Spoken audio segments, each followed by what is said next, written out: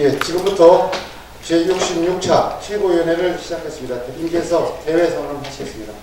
제66차 최고위원회 회의를 개최합니다.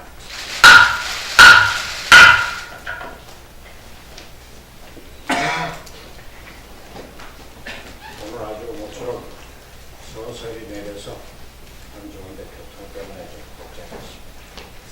어제 문재인 대통령은 청와대에서 자영업 소상공인과의 대화를 가졌습니다. 금년 들어 네 번째 경제인들과의 만남이고, 특히 대통령이 직접 소상공인과 자영업자들을 불러 점심 대접까지 하면서 그분들의 의견을 듣고 어려움에 공감하는 시간까지 대단히 잘한 일입니다.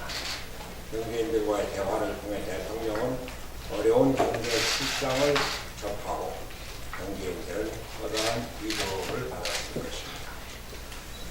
하지만 정작 소상공인 자영업자들의 가장 큰 고통인 최저임금에 대한 시원한 대답은 나오지 않았습니다.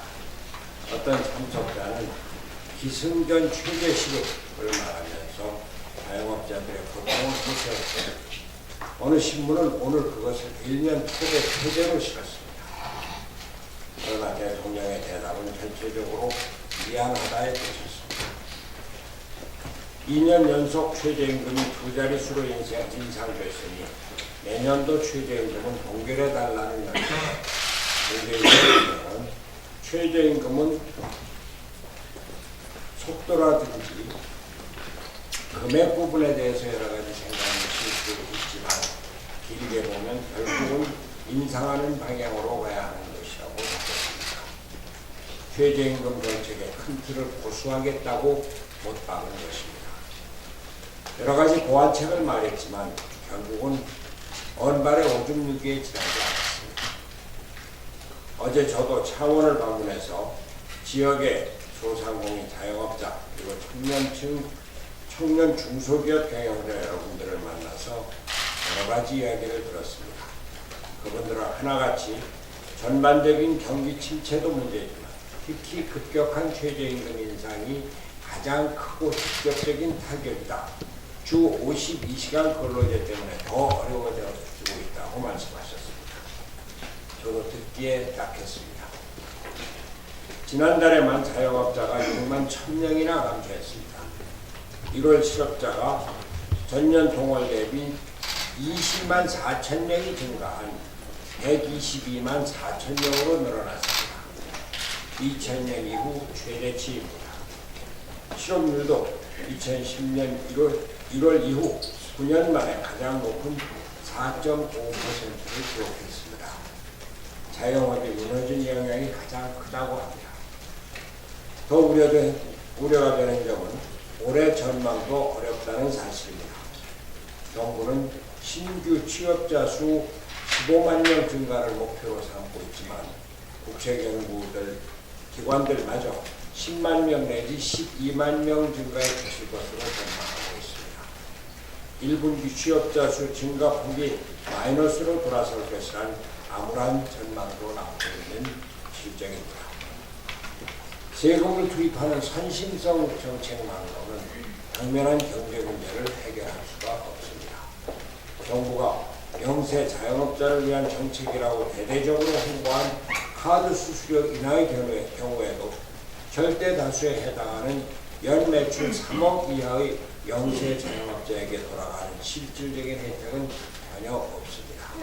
오히려 소비 위축으로 이어져 매출이 감소하지 않을까 걱정이라고 합니다. 경제를 살리고 소상공인과 자영업자를 살리기 위해서는 정부 경제정책의 대전환이 필요합니다. 시장을 부정하고 기업을 위축시키는 소득주도 성장의 폐기는 이제 문재인 대통령의 큰 결단이 요구되는 사항입니다. 어제 경제학회가 주최한 학술대회에서 어느 교수는 문재인 정부의 소득주도 성장의 정책 효과에 대한 심층 분석을 통해서 문재인 정부 출범 이후 국내 총생산, 투자, 고용 등의 지표가 일제히 하락했다고 발표했습니다. 단순한 보완책이나 속도 조절이 아니라 자영업자들이 요구하는 대로 최저임금 동결과 소득주도 성장 정책의 전면적 폐기가 그 답입니다.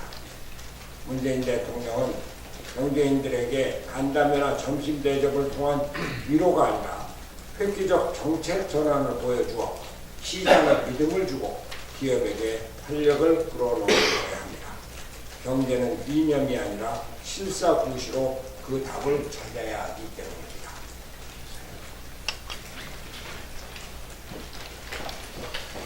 제가 오늘 두 가지 좀 말씀을 드리겠습니다. 민주당은 전두환 시대로 돌아가고 있습니다. 더불어민주당 당명을 억압민주당으로 바꾸십시오. 민주당은 어제 대구 중구의 홍준현 민주당 구의원을 제명 처분했습니다. 성매매 여성에게 2천만 원 주겠다는 정책이 자화에 효과가 없다고 정책 비판을 했기 때문입니다.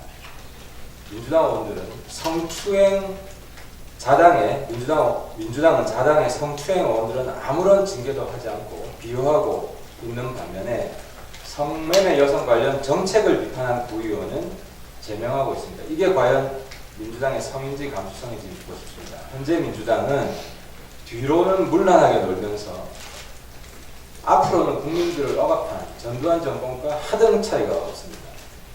그래놓고 또 국민들에겐 외국에서는 허용하는 성인 동영상 보면 안 된다고 사이트 다 차단하고 있습니다.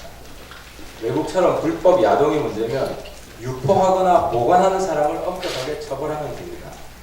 그런데 개인정보까지 들여다보면서 사이트 차단 조치를 취하는 건 우리 국민을 믿지 못하겠다는 선언이자 개인에 대한 지나친 억압입니다. 이럴 바엔 당명을 더불어민주당에서 억압민주당으로 바꾸라는 겁니다. 한 가지 더 말씀드리겠습니다. 문재인 대통령은 최저임금 문제에 있어서는 가해자입니다.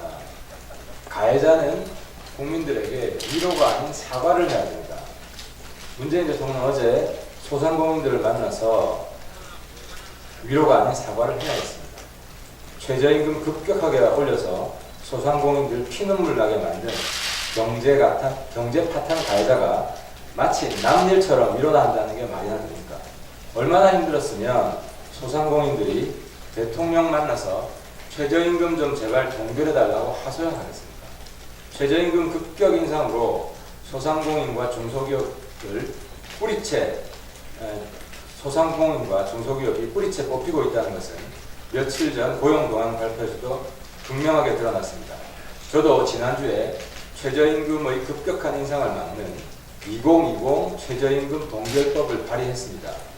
문 대통령이 할 일은 소상공인을 포함해 우리 국민들에게 최저임금 급격 인상에 대해 진심으로 사과하고 제가 발의한 2020 최저임금 동결법을 지원해달라고 민주당에 알려주는 겁니다. 이번에 제가 발의한 2020 최저임금 동결법은 2020 한 해는 최저임금을 완전히 동결하고 그 이후부터는 매년 급격 인상이 안 되게 GDP 성장률과 물가 인상률을 합한 그 범위 내에서만 최저임금을 인상케 하자는 법입니다. 문 대통령은 북한과 민노총에만 귀를 기울이지 말고 국민의 목소리를 귀담아 들어서 반드시 내년 최저임금을 동결하시기 바랍니다.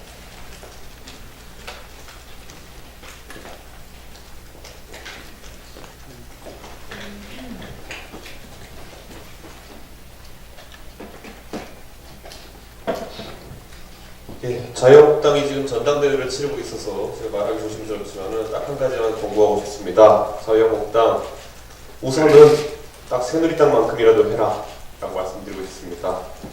2012년 3월 비상대책위원회 시절에 제가 다뤘던 일이 생각납니다. 서울의 강남지역, 강남갑과 강남을 지역에 공천되었던 후보자들이 독립군은 소규모 테러 단체 수준, 그리고 또 한 후보자는 물론 영어로 학술적인 자료를 표현하긴 했지만 제주 4.3을 공산주의자 폭동, 5.18을 민중반란으로 표현하여 큰 논란이 있었습니다. 그 당시 서울 강남 지역의 새누리당 공천 받으면 거의 당선된다는 그런 상황이었지만은 그때 김종인, 이상돈 교수와 함께 저는 해당 공천자들의 공천 취소를 주장했고 선거를 며칠 앞두고 있고 당시 민주당에서 그것을 크게 선거 쟁점화하기 위해서 노력했음에도 비상대책위원회에서 그 당시에 발빠른 대처 그리고 반성하는 자세를 보였기 때문에 곧 이어진 선거에서 새누리당은 과반 의석을 만들어냈습니다. 또 그 당시 공천위 부위원장이었던 정종섭 의원 같은 경우에는 당에서 해당 문제에 대한 확고한 처분을 할 때까지 공천위를 사실상 보이콧하기도 하는 등 적극적인 행위를 했습니다. 남경필, 구상찬, 권영진 등의 당시 새누리당 내 쇄신파 의원들도 확고한 의지를 통해 당에서 잘못된 공천 결과를 철회할 것을 요청했기 때문에 그런 공천 철회가 가능했던 것입니다. 많은 국민들은 새누리당 수준의 당내 균형에도 불만족스럽겠지만은 적어도 지금의 자유한국당은 그런 최소한의 당내 조정자, 균형자, 비판자 역할이 상실된 모습을 보여주고 있습니다. 최소한 서로가 서로를 견제할 줄 알고 잘못은 빠르게 정정할 수 있는 문화를 만들어 주십시오. 많은 국민들은 과연 자유한국당이 전두환 군사정권의 후예인지 아니면 5.18 특별법 만들어 광주 시민들의 응어리지는 하늘을 풀어주었던 그런 김영삼 대통령과 민주계의 계보를 잇는 정당인지 이번 처결을 놓고 판단할 것입니다. 그리고 최근에 그 정부에서 HTTPS 방식 인터넷 사이트 접속을 검열하기 위해서 SNI 필드 방식 차단이라는 그런 새로운 방식을 도입했습니다. 놀랍게도 제가 10월 23일이던가요? 우리 최고위원회의에서 4개월 전에 사전 경고했던 사안인데 정부가 이런 빅브라더가 되기 위한 시도를 하고 있다는 것을 저희가 더 이슈화시키지 못해서 지금 이렇게 된 것에 대해서 많은 국민들께 우선 죄송하게 생각합니다. 우선 SNI 필드 방식의 차단이라는 것은 우체국에 비유하자면 편지 겉봉에 쓰인 주소를 모두 읽어보고 우체국이 판단하여 배달할지 말지 정하겠다는 것입니다. 즉 편지 겉봉에 쓰인 주소를 검열의 잣대로 삼겠다는 겁니다. 정부와 여당은 연일 이 위협을 과소평가하며 합리화하고 있지만 만약 우체국에서 우편을 분류하면서 개개인이 어떤 곳에서 어떤 우편물을 받는지 등을 기록 수집하면 그 자체로 빅브라더 논란이 일어날 수밖에 없습니다. 또한 저는 프로그래머로서 믿기지 않는 게 이 SNI 필드 방식이라는 필드 차단 방식이라는 것은 지금 현재 인터넷에 사용되는 HTTPS 프로토콜의 결합으로 인식되어서 많은 업체들에서 이 SNI 방식이라는 새로운 보안 방식으로 전환하기 위해서 노력하고 있습니다. 국가기관인 방통위와 방심위에서 이런 해커들이나 사용할 법한 보안 결함을 검열의 도구로 쓰는 것 자체가 맞지 않습니다. 아까 하태경 최고위원께서 이 부분 지적하셨지만은 도대체 정부가 이런 보안 결함을 이용해서 야동이나 잡으려고 하고 있다는 것에 대해 가지고 저는 참 이해가 가지 않습니다. 지금은 야동 차단의 도구지만은 과거에 더불어민주당이 가짜뉴스 대책위원회에서 자신들의 입맛에 맞지 않는 뉴스를 모두 가짜뉴스로 칭하며 글로벌 기업인 구글코리아에 강제 삭제 요청을 하는 등 그리고 그 요청이 받아들여지지 않자 박광원 의원이 명시적으로 구글이 처벌 대상이 될 수 있다라고 협박하는 등 이런 검열과 사상의 자유를 침해하는 이런 행위를 당장 민주당은 중지하고 앞으로는 이런 자신들에게 불편한 뉴스를 차단하는 생각보다 국민들이 왜 불편해하는지에 대해서 더 고민하는 그런 여당이 되었으면 좋겠습니다. 제가 한마디 이준석 최고 좀 보완해서요. 최근 아시죠? 저하고 이준석 최고가 콤비입니다. 이준석 최고가 이야기하신 취지의 내용을 입법화시키기 위해서 조속히 문재인 사이버 독재 방지법을 발의하려고 합니다.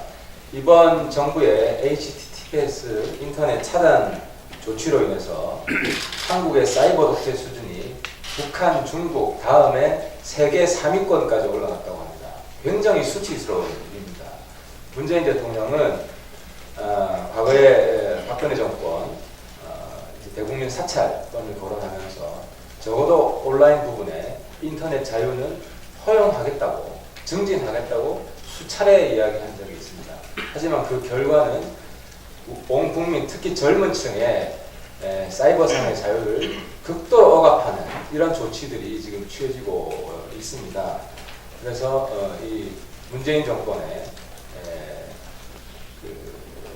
좀 전에 이준석 씨하고 얘기한 빅브라더, 사이버 독재 이런 정책들을 미연에 방지할 수 있는 사이버 독재 방법을 조속히 마련하겠습니다. 이를 비공개로 전환하겠습니다.